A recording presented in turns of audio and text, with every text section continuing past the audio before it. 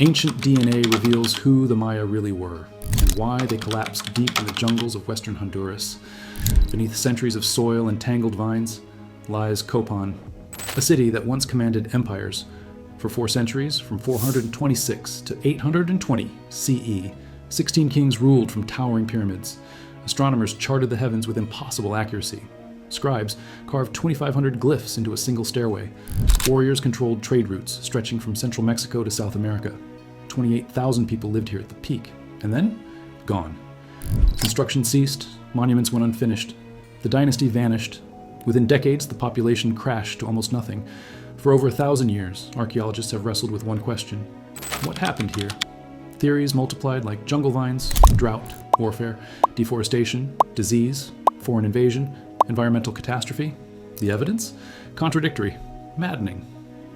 But in May 2025, everything changed. A team from Trinity College Dublin published a study in Current Biology that didn't just answer old questions, it demolished assumptions that have guided Maya archaeology for generations. Dr. Shigeki Nakagome and his team extracted DNA from 7 individuals buried during Copán's golden age.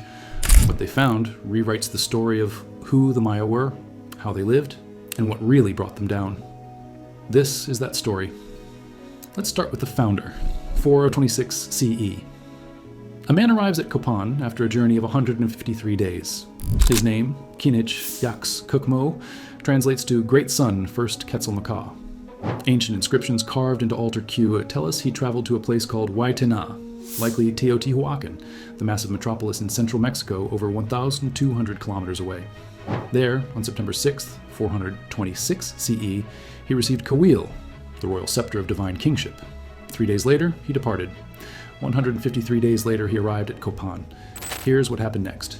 He seized control from the previous king, a ruler named Smoke Codex God K. He married into local nobility, and he founded a dynasty that would last nearly 400 years. For decades, archaeologists debated, where did this man come from? Look at how he's depicted.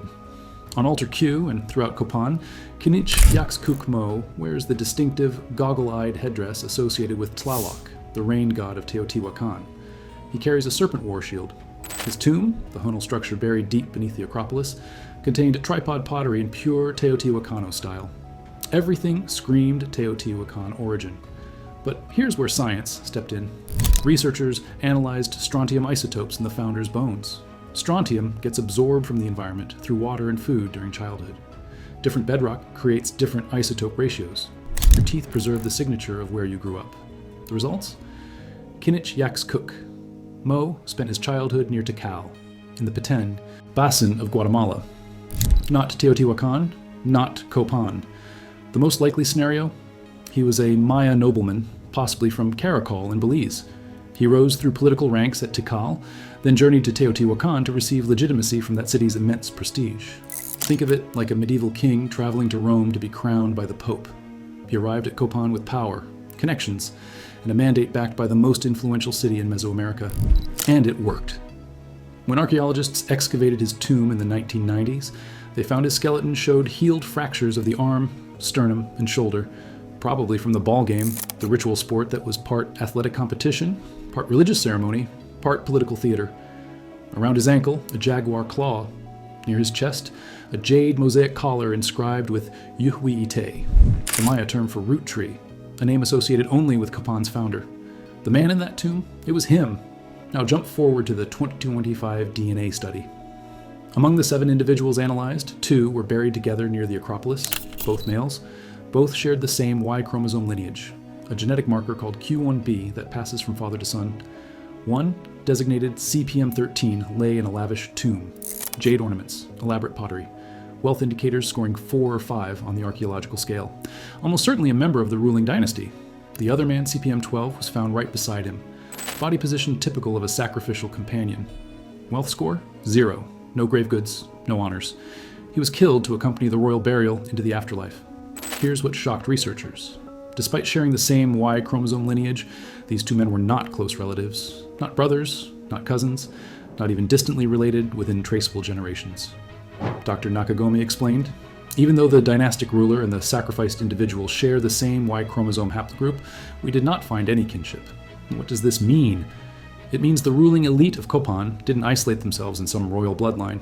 They mixed extensively with the general population. The dynasty shared genetic lineages with commoners. The other 5 individuals showed even more diversity. 3 women and 2 men with maternal lineages belonging to mitochondrial DNA haplogroups A2 and C1, variants widespread across the entire Americas, from Alaska to Argentina. Copán wasn't some closed aristocracy. It was a genetic crossroads. But there's something else in that DNA. About 6% of Copán's population carried ancestry from highland Mexico, specifically regions like Oaxaca, home of the Zapotec people. This genetic influx happened during the early to mid-Classic period from 250 to 550 CE, right when Kinich Yaks Kukmo founded the dynasty and his successors built Copán into a powerhouse. Compare that to Chichen Itza in the northern Yucatan. There, highland Mexican ancestry made up nearly 50% of the population. Gene. Flow from central Mexico was 10 times more intense in the north than at Copán. Why does this matter? Because it confirms what the inscriptions have been telling us for decades. Copán maintained extensive connections with Tikal, Teotihuacan, and other power centers. Isotopic analysis of tooth enamel shows many of Copán's elite were born elsewhere before migrating to the city. These weren't provincial rulers stuck in isolation. They were cosmopolitan, multilingual, connected to the broader Mesoamerican political network through trade, marriage, and military alliances. That's 6% highland Mexican ancestry. Those were the elites, the political operatives, the merchants and diplomats who kept Copán relevant in a world of competing kingdoms. Now, let's talk about what happened when everything worked. The DNA study used a technique called identical by descent analysis. It examines how much DNA segments are shared between individuals to estimate population size at different points in history. The results were stunning. During the Classic period, Copán's population exploded. Around 730 CE, the effective population size hit 19,000. Adjusting for the ratio between effective population and actual census numbers, that means roughly 28,000 people lived in and around Copán. To put that in perspective, that's equivalent to a medieval European city. That's enormous for a pre-industrial tropical civilization. How did they do it? Maize. Advanced maize agriculture allowed the Maya to support massive urban concentrations. They weren't just growing maize, they had perfected it through millennia of selective breeding. They developed sophisticated terracing systems on hillsides. They managed forest resources for construction timber while preserving agricultural land. They built aguadas, artificial ponds, to capture seasonal rainfall. And it worked for a while. But here's the trap.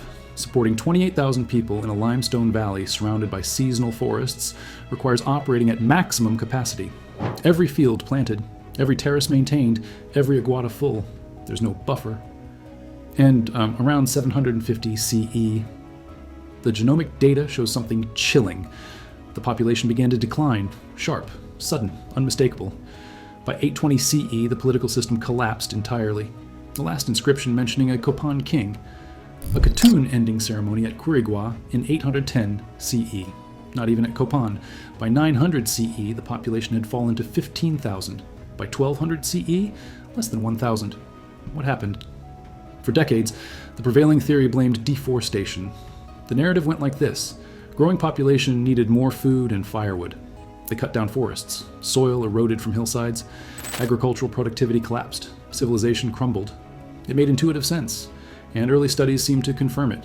A 1980s analysis of sediment cores from a pond near Copán showed declining tree pollen during the late Classic period. Archaeologists proclaimed, deforestation caused the collapse. That interpretation spread everywhere. Textbooks, documentaries, museum exhibits. There was just one problem. It was wrong. In 2010, researchers analyzed a longer, more complete sediment core from Petapilla Lake. Published in the Proceedings of the National Academy of Sciences, their findings were explosive. Forest cover increased from 400 to 900 CE. That's right. During the late Classic period, when the population peaked and supposedly cut down everything, arboreal pollen made up 60 to 71% of the assemblage by 780 to 980 CE. The highest deforestation levels? Around 900 BCE, when herb pollen hit nearly 90%, and again around 400 CE, reaching 65%.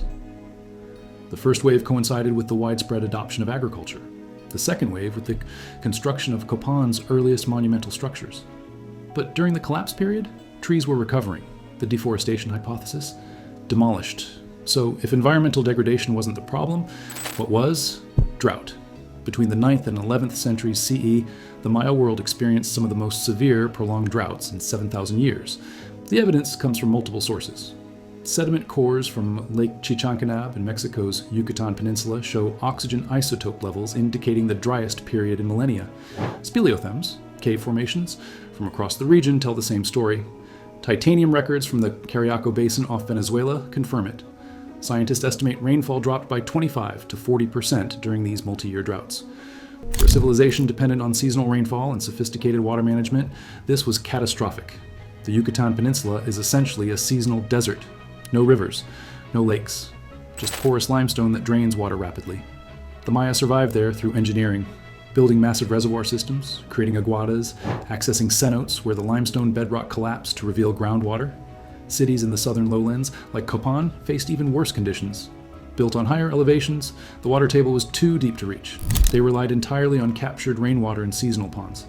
At Tikal, archaeologists documented reservoir systems capable of holding enough water for 10,000 people for 18 months. Impressive engineering.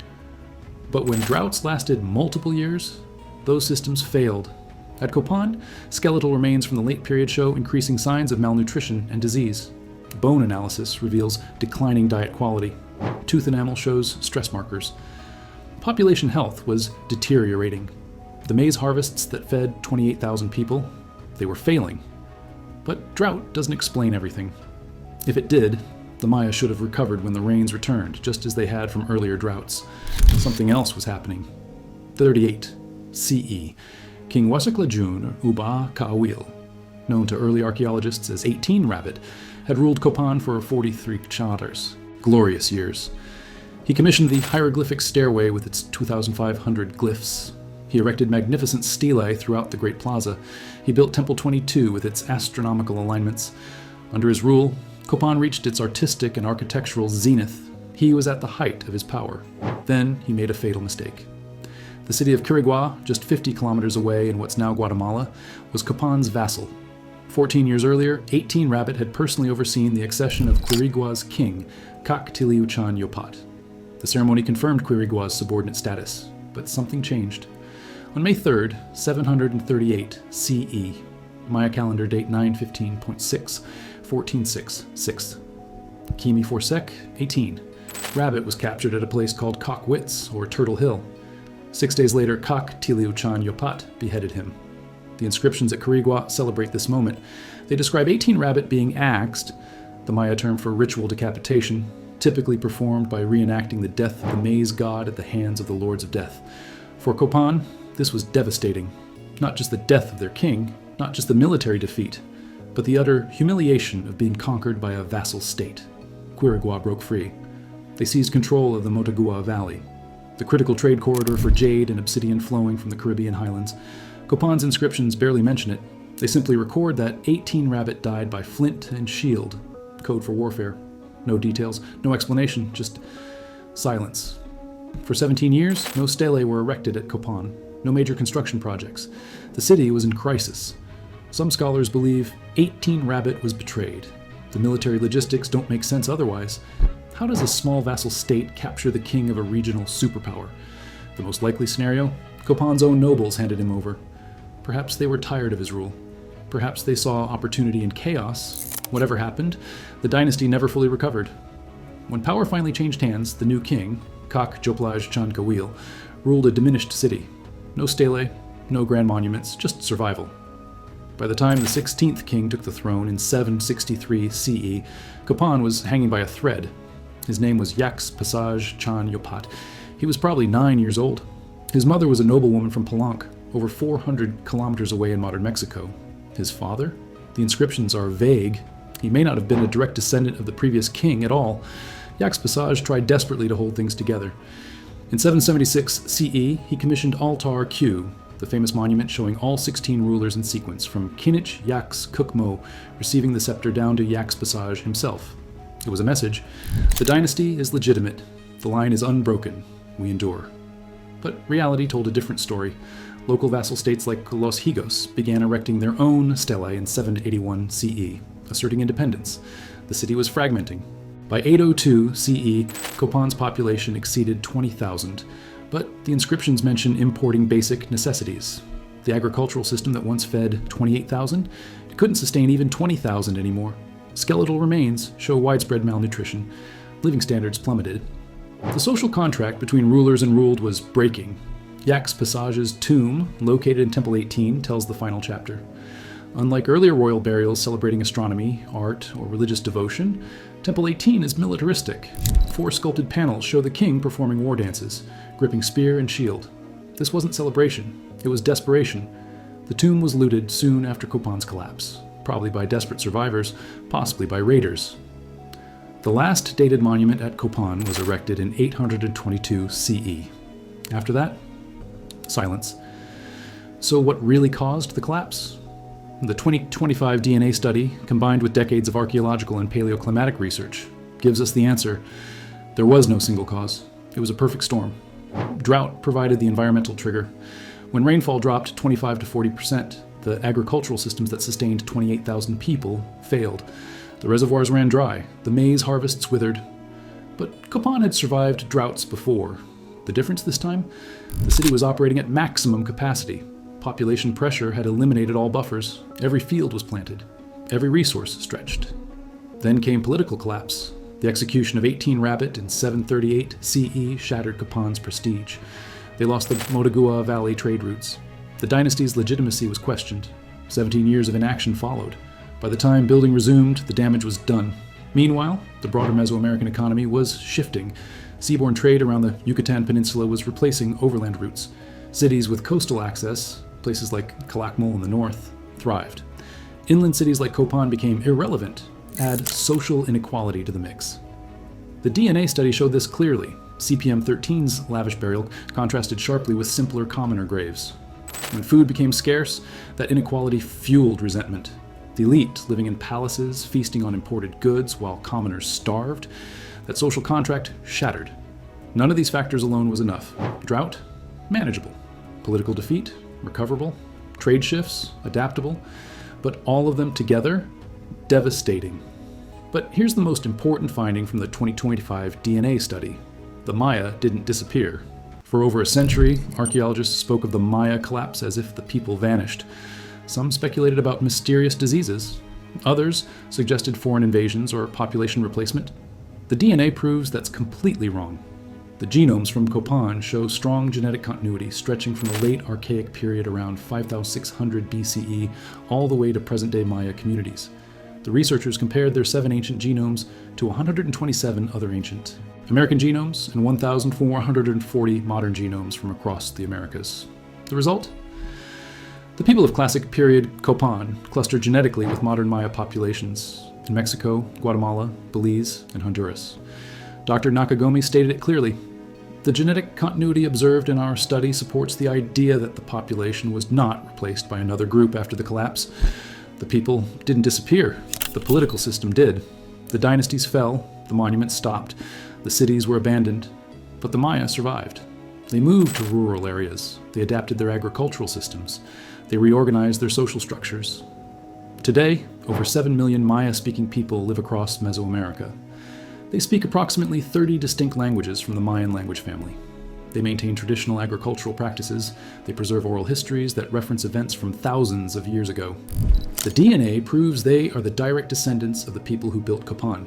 The collapse wasn't an extinction, it was a transformation. There's one more piece to this story that connects everything.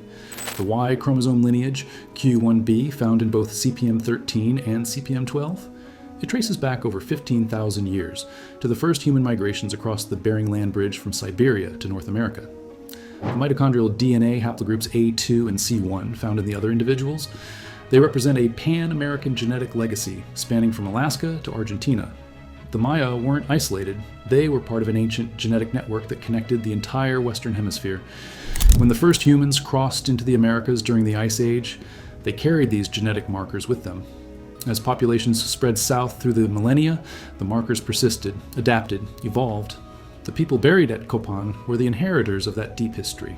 And their descendants, the 7 million Maya alive today, carry that legacy forward. So what can we learn from Copán's collapse? The Maya achieved extraordinary things. They developed sophisticated writing when most of the world was illiterate. They calculated astronomical cycles with accuracy that wouldn't be matched in Europe for centuries. They built cities supporting tens of thousands in tropical environments where modern agriculture struggles. But they also faced challenges that feel disturbingly familiar. Climate change, resource scarcity, political instability, economic restructuring, social inequality. They adapted, they innovated, they survived. Until the pressures became too great. The lesson isn't that civilizations are doomed to collapse, it's that sustainability requires more than technology or engineering. It requires resilience, social cohesion, the ability to adapt when circumstances change, when those bonds break, when the system operates at maximum capacity with no buffer, when environmental stress meets political failure meets economic disruption. Even the greatest civilizations can fall. But, as the DNA proves, the people endure. The ruins of Copán still stand today. The hieroglyphic stairway still tells the dynasty story. Altar Q still shows the 16 kings. Temple 16 still rises above the jungle canopy. And beneath it all, in the bones of the ancient dead, the DNA still speaks, telling us who they were, where they came from, and why, despite everything, they survived. What other secrets are buried beneath the jungles of Mesoamerica? What other stories are waiting in the DNA of the ancient dead? Drop your thoughts in the comments, and if you want more deep dives into ancient DNA mysteries that rewrite history, hit that subscribe button. Until next time, keep questioning.